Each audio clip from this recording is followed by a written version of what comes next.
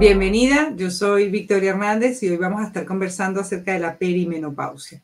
Este cambio por el cual vamos a pasar todas las mujeres, vas a entender de qué se trata, de qué edad en qué momento se puede empezar a sentir esto que llamamos perimenopausia.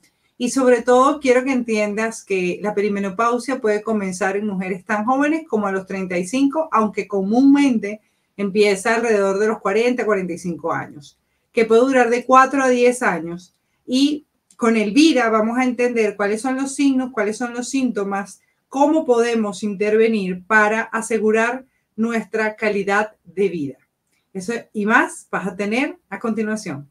Hoy voy a estar hablando con Elvira Zambrano. Ella es doctora en patología existencial e intervención en crisis. Hoy vamos a conversar acerca de la perimenopausia. Bienvenida, Elvira. Muchísimas gracias por estar aquí. Muchísimas gracias, Victoria, a ti por invitarme. Siempre un placer poder colaborar contigo. Muchas gracias. Mira, necesitamos saber o necesitamos que muchas personas sepan qué es la perimenopausia. Muy bien, Victoria, a mí me parece súper oportuno esta temática, porque además me encanta que puedas darle visibilidad a esta etapa vital, ¿no? Es una etapa por la que todas las mujeres en algún momento pueden atravesar y se desconoce mucho, porque anteriormente recuerda que la práctica de nuestras madres, de nuestras abuelas, era un poco como hacia adentro, ¿no? O sea, como la procesión va por dentro.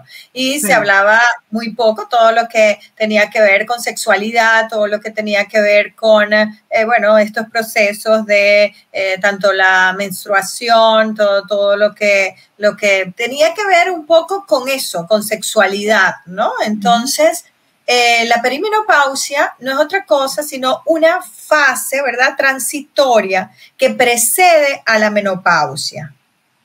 Okay. Entonces, esta fase, ¿verdad?, puede durar, la duración puede ser entre 4 a 10 años y va a depender mucho de la mujer. Como todas las situaciones, la persona es un mundo completo y entonces algunas personas pueden tener eso, empezar, por ejemplo, con la perimenopausia a los 40 años, pero también hay personas que pueden empezar antes y hay personas que pueden empezar después.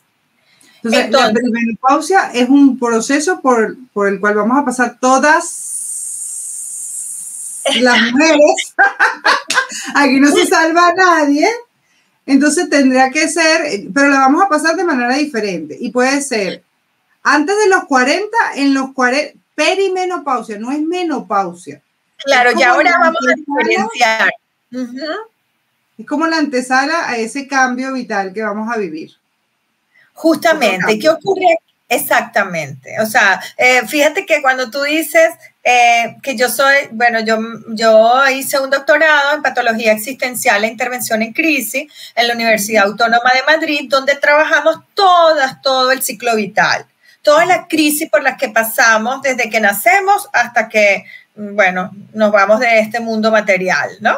Entonces, ¿cuál es el kit de la perimenopausia?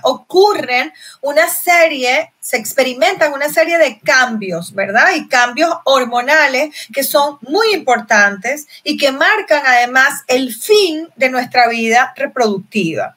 De nuestra vida reproductiva, o sea, no quiero ser romántica, pero como humanos, pero también nosotros seguimos, por supuesto, podemos ser muy creativas, podemos hacer libros después de los 50 o después de los 55, o sea, tenemos, digamos, en la literatura, podemos parir muchas otras cosas que no necesariamente, ¿verdad? Entonces, sí, es súper diferente en las personas. Hay personas que ni siquiera, a lo mejor, no tienen síntomas, porque también los síntomas son muy floridos, los síntomas de la perimenopausia.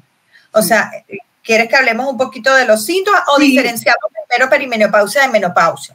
Sí, yo lo que quiero que todas las que nos están escuchando entiendan que este es un tema súper importante, que va a haber un momento donde tú vas a empezar a sentir ciertas cosas, que vas a empezar a decir, no entiendo por qué me estoy sintiendo así.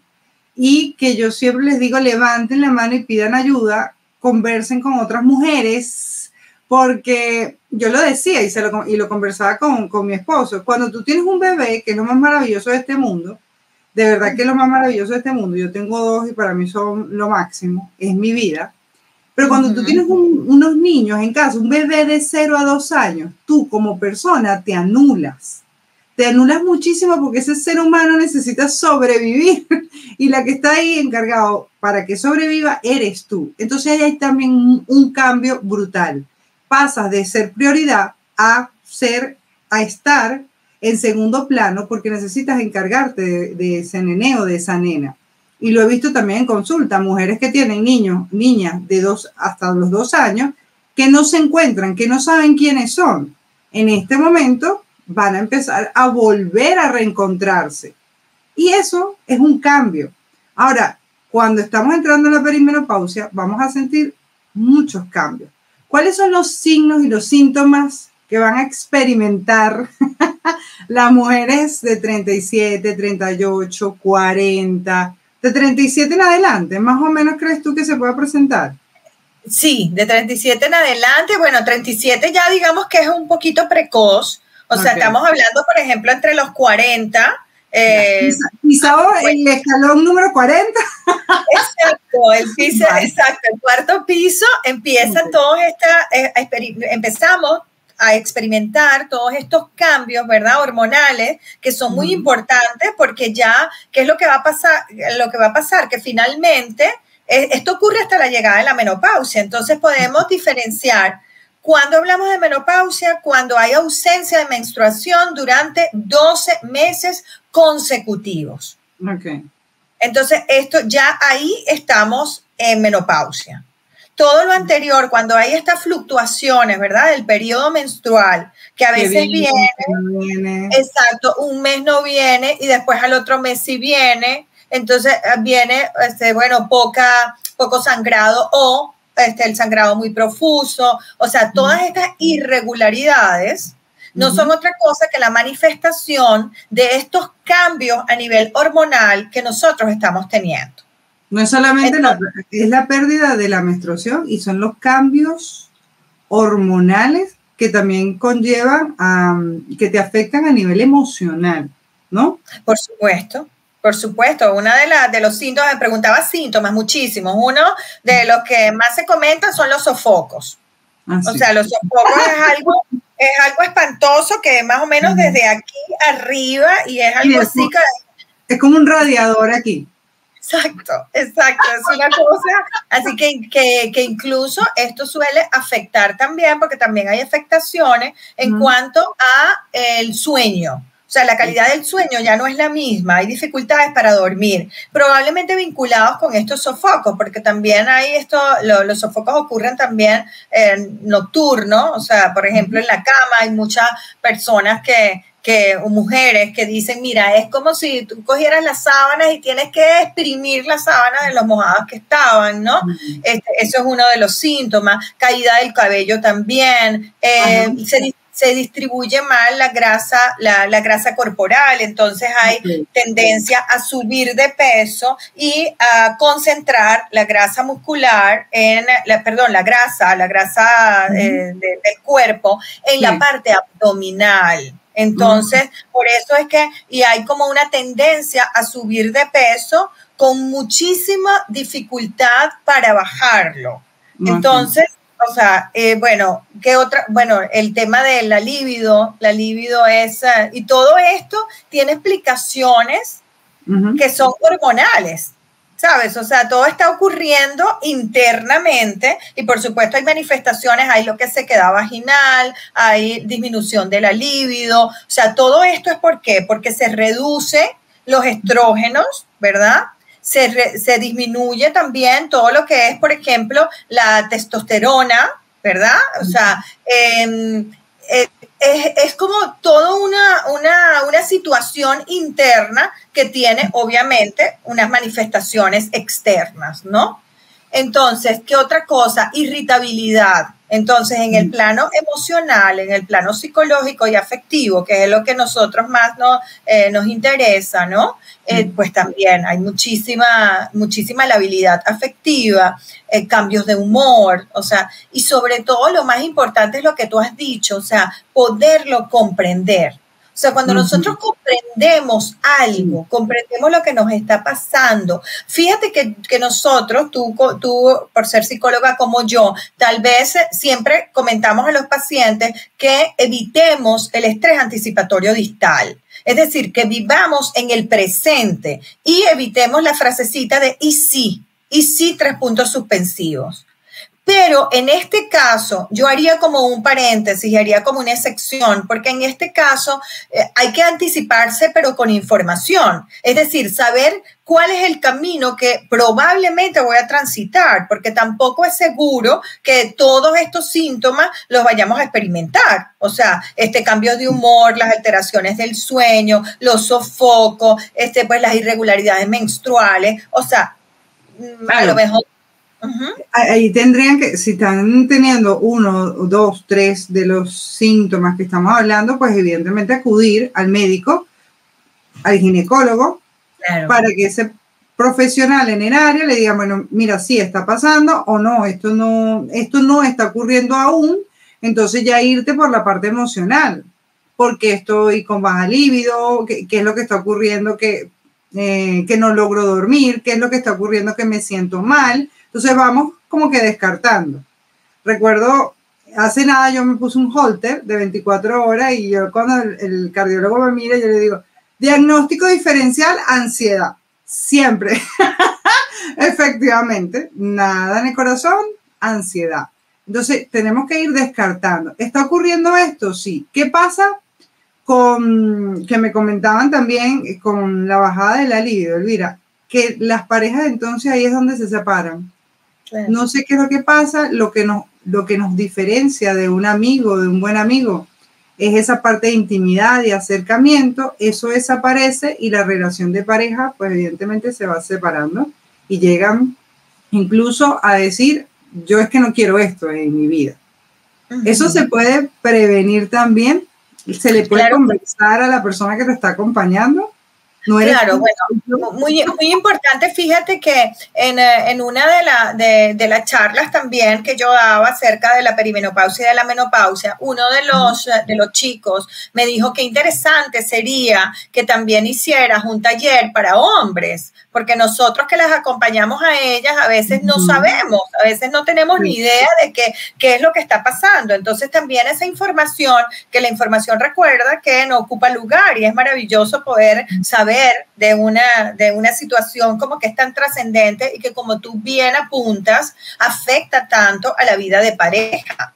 Porque la persona puede decir, no, es que ya no te gusto, es que ya, bueno, nuestra vida sexual no es igual. O sea, y esto depende mucho de esos cambios de testosterona de los que hablábamos, ¿no? O sea, que es lo que hace que, porque aunque nosotros tenemos menos testosterona que los hombres, pues tenemos, y cuando hay estas fluctuaciones, entonces es lo que nos lleva a que el apetito sexual, el deseo sexual disminuya, la parte de la libido, ¿no? Además de que no son satisfactorias porque hay lo que se llama la sequedad vaginal también. Entonces, obviamente, ya la lubricación no es la misma y ya no resulta como antes satisfactorio. Pero por supuesto, claro, porque se torna muy dolorosa, claro. Entonces, por supuesto que hay muchas opciones. Además, no todas tenemos las opciones de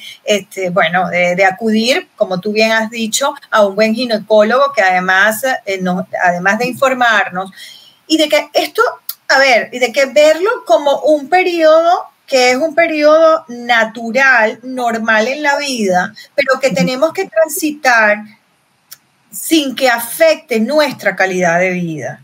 Yo creo que esto es fundamental. O sea, yo sé que tengo que transitarlo, pero cómo minimizar los síntomas y cómo incluso coadyuvar a que algunos, pues, eliminarlos, ¿no? Entonces, también hay algo que seguramente has hablado de esto, que es el tratamiento de reemplazo hormonal. Entonces, claro, yo no soy la más indicada para hablar de esto porque nosotros somos psicólogas, o sea, y esto tendría que hablarlo un ginecólogo, pero lo que pero sí que podemos... sepan que existe, que sepan, exacto, es que sepa que podemos existe. exhortar a a las mujeres que nos ven es, bueno, ponerse en manos de un buen profesional que descarte si ella, o sea, si puede tener este tratamiento o no, y en caso, porque claro, evidentemente, como lo he dicho antes, todo esto tiene que ver, hay muchas diferencias individuales. Entonces, cada caso es un mundo. El médico tiene, obviamente, que hacerle todo lo que es la anamnesis, todo lo que es su historia clínica, ¿verdad? Para ver si esta persona es candidata para el tratamiento de reemplazo hormonal. Tendrá que descartar, por supuesto, si hay historias de cáncer de mama en su familia, etcétera. Pero las personas a las que he escuchado, las mujeres que tienen este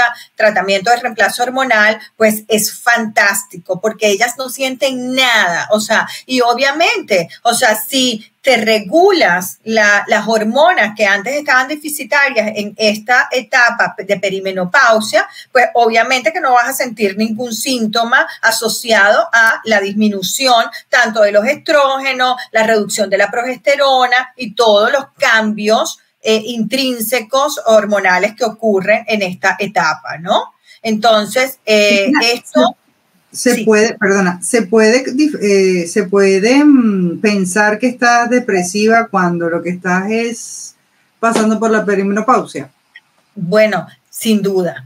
O sea, sin duda esto está muy vinculado. A veces las mujeres, bueno, caemos en una depresión horrible por mismo cambios hormonales y buscamos a nuestro alrededor y es que no hay una justificación para esta depresión y resulta que son cambios a nivel hormonal. Si nosotros somos un sistema y el sistema está completamente hecho de neurotransmisores, de hormonas, de líquidos, de sangre, un sistema como tal. Imagínate que, bueno, esto se me acaba de ocurrir, pero que en un coche, ¿verdad? Que tiene todos sus sistemas y que tiene una lubricación, hay que ir como averiguando cómo están los fluidos de ese vehículo para que funcione bien.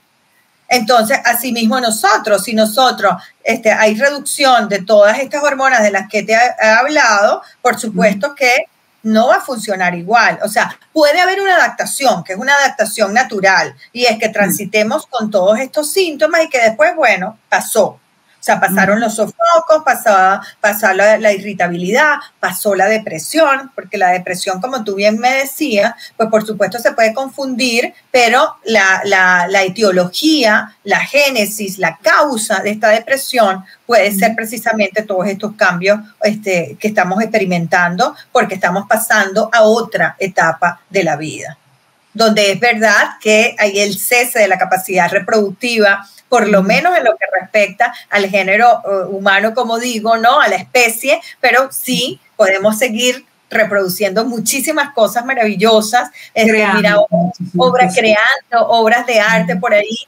Yo voy todos los viernes a pintar en un estudio muy cerca de la casa y me decían que hubo una persona como alrededor de 60, 70 años que por primera vez cogió el pincel y comenzó a pintar y ahora es una pintora famosa. Entonces, imagínate, o sea, y súper exitosa y sus cuadros se cotizan a un montón de miles de dólares. Entonces, claro, o sea, porque eso es importante saber que nuestra capacidad creativa es ilimitada, y bueno, que lo más importante es estar informados. Lo más importante es, además, saber, también lo referiste tú a lo importante que es el autocuidado, Vicky. Cuando tú decías que nosotros las madres los 2 primeros años, o bueno, yo creo que toda la vida, pero digamos que con esa los primeros años son críticos.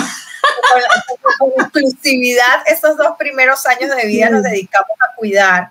Es importante, y porque después, claro, hay mayor independencia de los hijos, pero sin embargo, en estos días mi hijo estaba con un cuadro de gastroenteritis, imagínate, mami, mamá, o sea, y él tiene 17 años, o sea, ven, vamos al médico, vamos y te ayudo. Y entonces, mamá, ¿tú crees que esto? Y bueno, y acompañar y mimar y consentir también es parte de este trabajo no termina. Exacto, eso no termina. Y bueno, y yo misma en estos días amanecí con un dolor y yo dije, yo quiero a mi mamá. O sea, claro.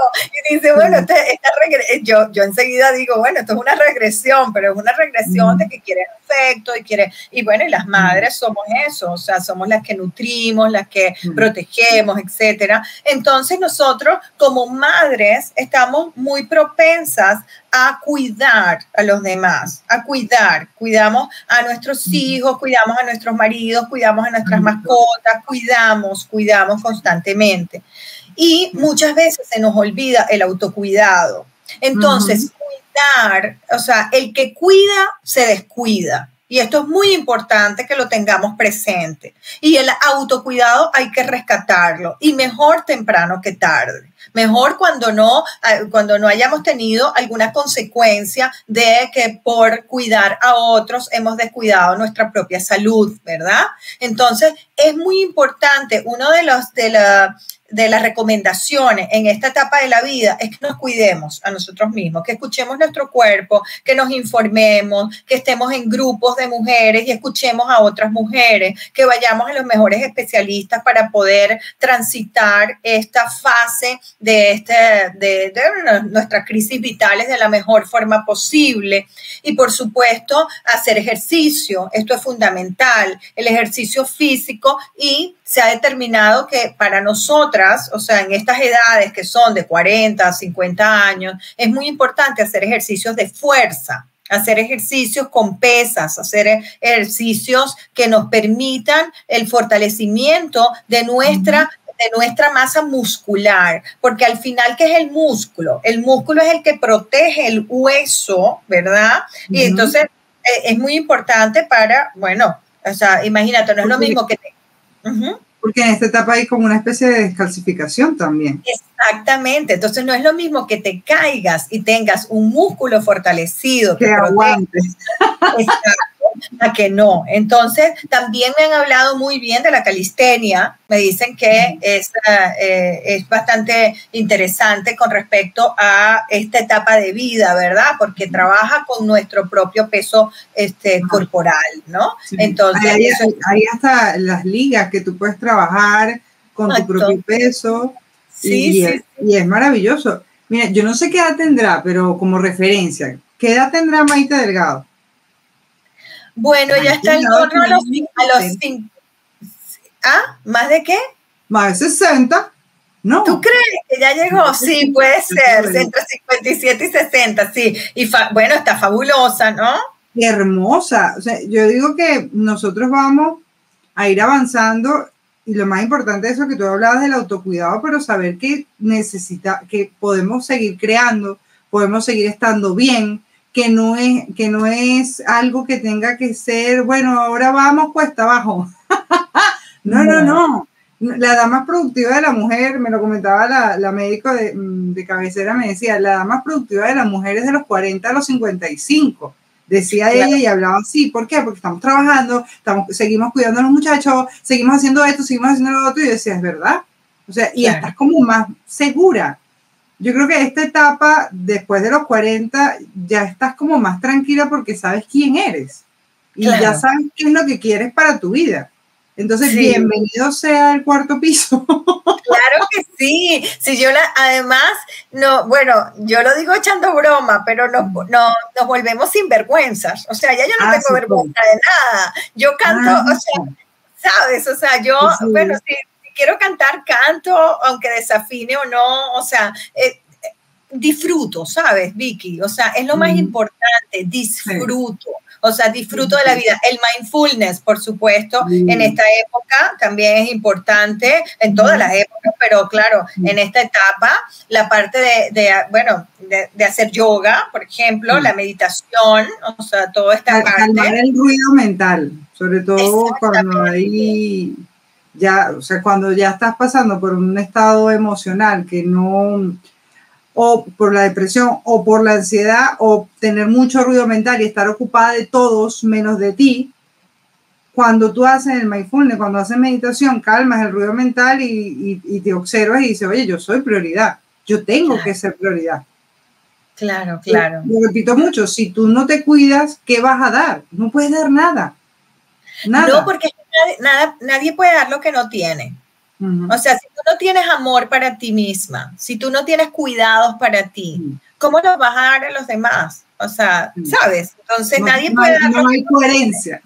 No hay coherencia. Entonces, fíjate que yo también participo en unas sesiones terapéuticas para cuidadores, para personas que tienen a su cargo un dependiente, ¿no? Y una de las cosas más importantes que yo les digo a ellos, y bueno, y se concientiza la importancia de cuidarse ellos y de verlo, no como un acto egoísta o egocéntrico, no, sino como un acto incluso un acto como de que no, aparte de dignificarnos, es un acto de compasión para los otros. ¿Por qué? Porque, Vicky, en la medida en que yo me cuide, yo voy a ser autónoma mucho más años. Claro. Y no voy a ser una carga para las personas que están a mi alrededor. Sí. Entonces, imagínate, no es un acto egocéntrico o egoísta. Es más bien completamente compasivo. O sea, porque yo estoy haciéndolo, o sea, más bien es generoso. Es un acto de generosidad.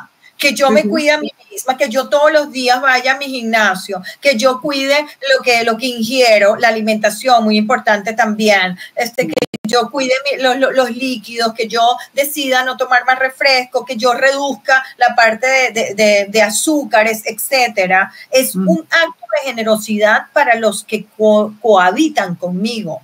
Porque yo voy a ser autónoma mucho más tiempo y no voy a ser una carga para ti, ni para mi marido, ni para mis hijos, ¿me entiendes? Entonces, cuando yo trato de que ellos concienticen que cuidarse a sí mismo es el mayor acto de generosidad que puedes tener con las personas que están a tu alrededor. Ellos comienzan a verlo desde otra perspectiva. Y nosotros somos lenguaje, Vicky. O sea, nosotros somos lenguaje, porque nosotros somos lo que decimos. O sea, nuestro diálogo interno es muy importante. Y si yo digo, ay, ¿cómo voy a ser yo de egoísta que me voy a ir al gimnasio en la mañana? ¿Cómo se me ocurre? Claro, y mi niño que está, bueno, ahora que se quedó porque está con la gastroenteritis y tal. Pero bueno, yo voy al gimnasio 1 hora y regreso. Y esa hora es importante. Si yo digo, esto es importante para mí, para mi disciplina, para mi autocuidado, pues yo voy al gimnasio y regreso. Y en 1 hora estoy con él. O sea, ¿sabes? O sea, si tienes una mamá con niveles de cortisol bajo.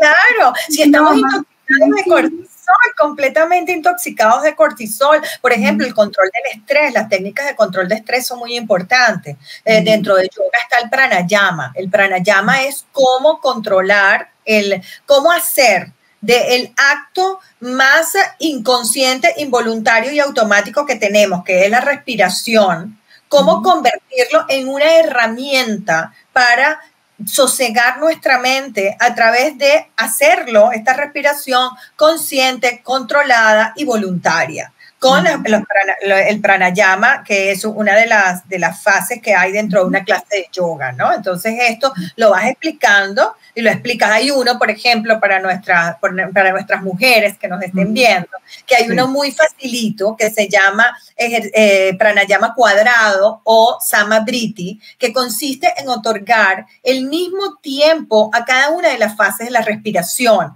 Por ejemplo, contamos 4 al inspirar, retenemos el aire en 4, exhalamos en 4 y nos quedamos sin aire 4. Y así lo vamos haciendo unas 10 veces, contando mentalmente con los ojos cerrados y inspirando y exhalando por la nariz. Y esto, o sea, esto constituye como una herramienta maravillosa porque muchas personas me dicen, oye, después de que empiezo a practicar esto, comienzo a ver que si estaba nerviosa ya se va pasando la ansiedad. se va ralentizando, digamos, el ritmo cardíaco también, o sea, me voy sintiendo mejor, o sea, aquella área que me preocupaba, ya la veo desde otra perspectiva. La importancia es relativizar también. Relativizar es quitar fuerza a todo aquello que nosotros creemos que es a cabo de mundo y darnos cuenta de que no, o sea, esto es algo como que, bueno, que tengo que enfrentar y ya. Sí, denle el botoncito rojo y detente un ratito, no pasa nada, se necesita detenerte, no pasa nada, nadie te está apurando. La única persona que te está diciendo, apúrate, dale, esto es urgente, eres tú, más nadie. Nosotros somos los que elevamos a la categoría de urgente muchas cosas que no lo son. Que no lo son, sí. Y a veces esa autopregunta ¿de verdad esto es urgente? O sea, ¿te acuerdas aquella matriz que dice urgente, importante, no importante? Pues hacerla también, rellenarla a veces y darme cuenta que hay muchas cosas que caen en lo no urgente y no importante y a la que dedicamos mucho tiempo, que es un tiempo desperdiciado. Sí. Y un agotamiento luego. Claro. Hay un agotamiento emocional por sobrepensar. Entonces, por eso detenerse y lo que tú estás diciendo y también, ¿me corresponde? Sí, no, y si no, lo suelto. Y luego lo que tú dices, importante, urgente, ¿qué es lo que voy a hacer? Y a nivel emocional, ¿cómo crees tú que la perimenopausia puede, cómo hacemos para entender que es otro proceso? ¿Y viene con crisis o viene sin crisis, Elvira? Bueno, es que todo esto depende tanto de la persona. Por ejemplo, fíjate en las niñitas, sobre todo se ve mucho más en las niñitas, ¿no? En las niñitas cuando alrededor de los 11, 12 años tienen su primera regla, ¿verdad? Su menarquia, entonces ellas, bueno, para ellas también es algo desconocido, ¿sabes? Muchas veces pasan lisas, es decir, sin dismenorrea. Dismenorrea es dolor en el momento de la menstruación y sin embargo hay un dolor de vientre fortísimo que les lleva a tirarse de la cama, tomar analgésicos, etcétera, ¿no? Entonces, que venga con crisis o sin crisis va a depender mucho, o sea, por lo menos esa crisis de cómo llevarlo va a depender mucho de la persona, ¿no? O sea, pero por supuesto emocionalmente y también de lo que tú dices, o sea, cómo me veo. Hay personas que dicen, oye, tengo 52 años, yo estoy vieja y ya no sirvo para nada. Pues esa persona que tiene esa forma de pensar, pues lo va a llevar muy mal. Lo va a llevar mucho peor a la persona que diga, pues yo tengo 50 años o 52 o 53 o lo que sea, pero me siento, o sea, en un momento maravilloso de mi vida, donde mis hijos... Exacto, plena, o sea, pletórica, donde mis hijos, bueno, o ya están fuera de casa, o ya son absolutamente independientes, o bueno, ya les queda poco, pero yo tengo muchos proyectos. Yo tengo un proyecto, por ejemplo, de dibujar. Yo quiero hacer esto que no había hecho nunca, que es publicar un libro. O sea, yo quiero algo muy sencillo, yo quiero hacer cursos de bolillo, yo quiero meterme a un taller de escritura narrativa, o sea, lo que sea, ¿me entiendes? Pero tener proyectos para todo ser humano es muy importante, tener proyectos, eso es fundamental y es uno de los requisitos para no caer en una depresión. Cuando tú tienes ¿para qué estoy yo aquí en la vida? Y un proyecto, entonces, pues tú no te deprimes.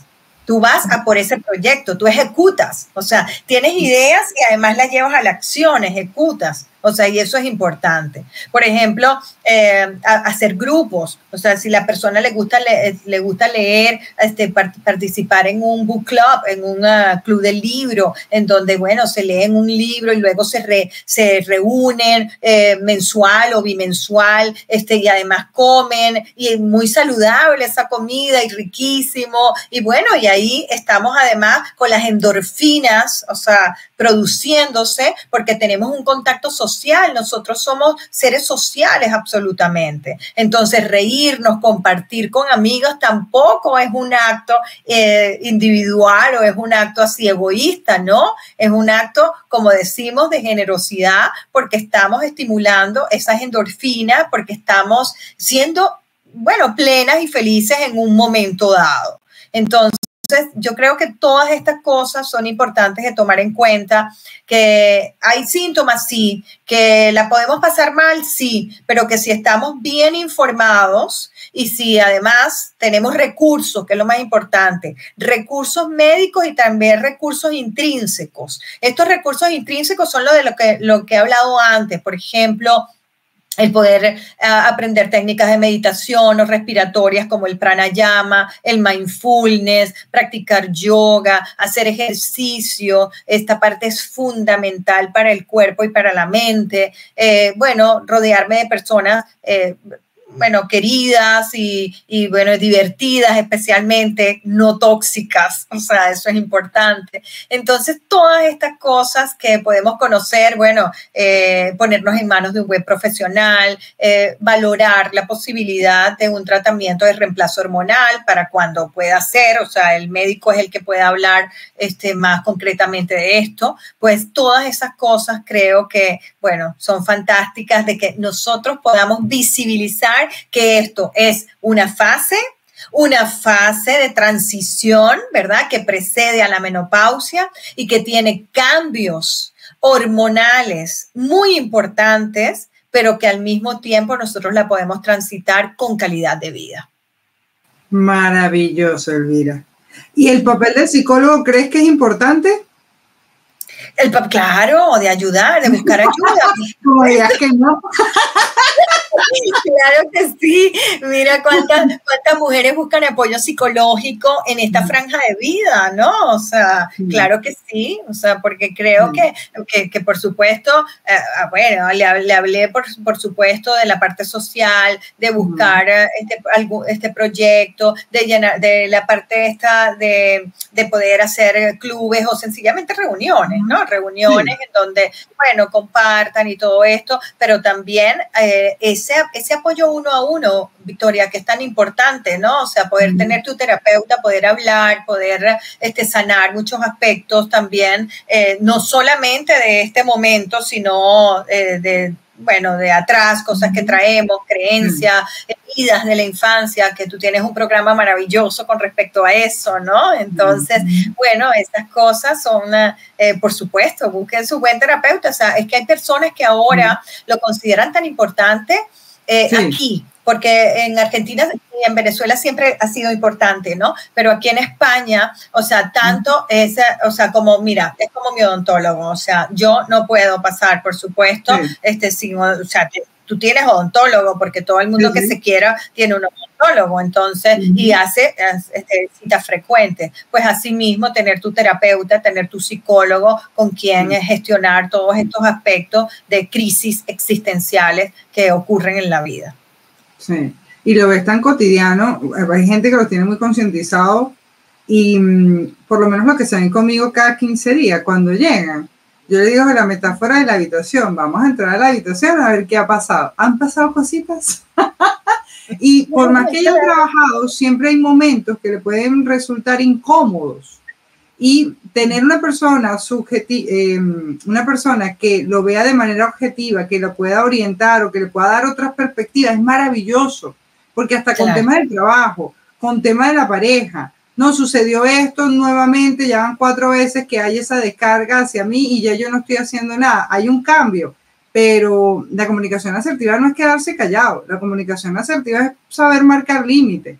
Y tener un acompañamiento, una persona que esté allí, sí, mira, se hace así, o que tengo uno que me dice, a mí me gustas tú porque tú me regañas, por allí no, así no.